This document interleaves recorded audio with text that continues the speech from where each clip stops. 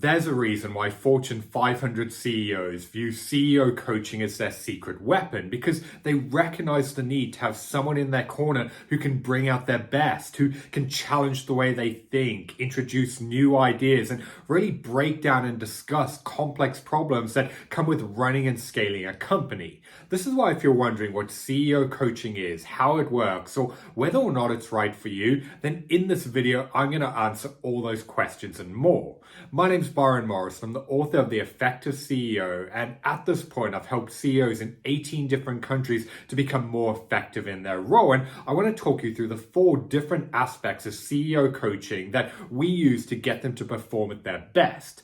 The first thing you need to understand about CEO coaching, though, is it's very different from business coaching. You see, as a CEO coach, it's not my job to tell a CEO how to run and grow their business. At the end of the day, they're CEO for a reason, and instead it's my job to put the focus on them and how they show up in everything they do. This involves everything from looking at how they lead and manage their team to communicating expectations and holding people accountable. It's looking at how they prioritize their time and structure their days to maximize what they can get done, and also talking through how they think and process problems to make sure that they're making the right decisions that are going to drive the business forward. This is why there's 4 different aspects that we need to focus on to bring out their best. The first aspect is focusing on upgrading and evolving you as a CEO, because what got you to where you are today isn't going to get you to where you want to be tomorrow. And if anything, your current mindset, way of operating, and skill set may be the very reason you become stuck or bottleneck growth. One of my favorite quotes is your business's growth will never outgrow your inner growth. And this is why it's so important to recognize that every new level of success is going to require a new level of you.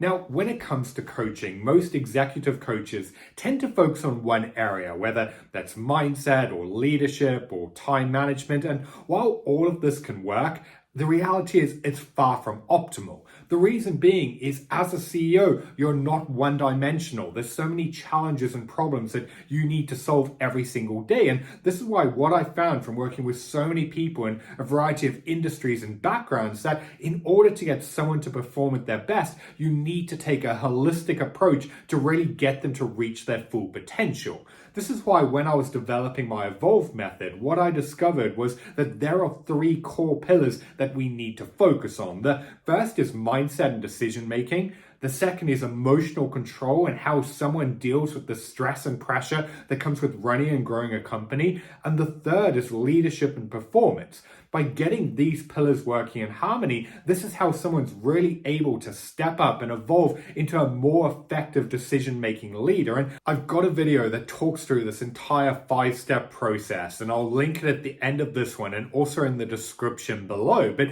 a big part of CEO coaching is using this process to really help someone develop and up-level their skills so that they can become more effective in their role. The second aspect is improving how you navigate challenges, because when I'm working with private clients, I track the entire journey, everything from how they handle tough conversations to where they spend their time, the things that throw them off their game. And then every week we take time to go back and really talk through what they did. By doing so, we can extract the biggest lessons they need to learn, ways they need to improve, and how they can navigate similar challenges in the future. This is how you're able to build your confidence and intuition, and also make sure that you're not making the same mistakes over and over again. The way I always frame this for people is it's a lot like an elite athlete going back and watching old game footage. By doing so, that's how they're able to improve and figure out how to get an edge. And if you want to be a highly effective CEO, then we have to treat the journey in exactly the same way.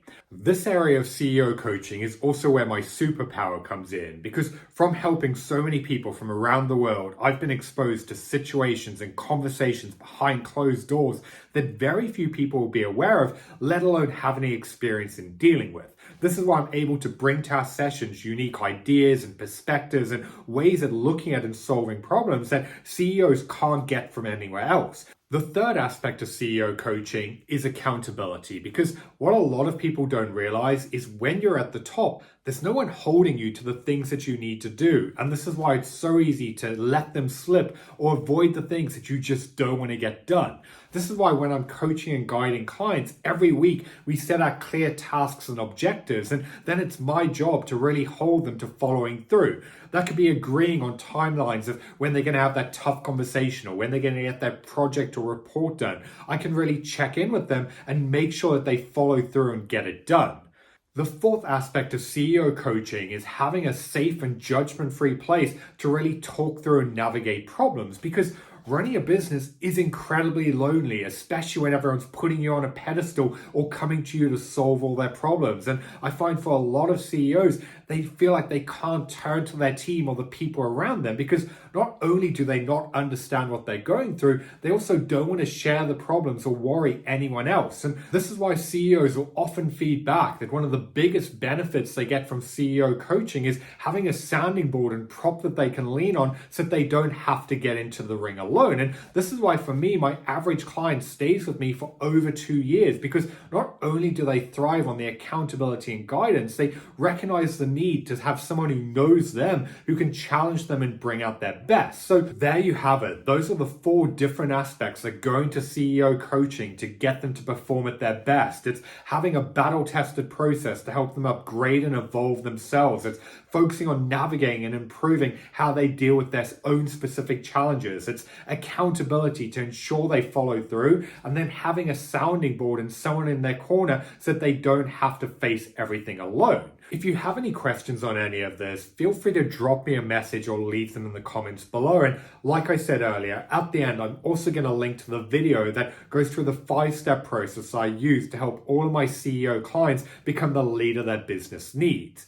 If beyond that, though, you're curious about CEO coaching or whether or not working together is going to be the right fit for you, you can also find my email address in the description of this video, as well as a link to my coaching program where you can apply to work together. So I've been Byron Morrison. Thanks for watching, and I'll see you in the next video.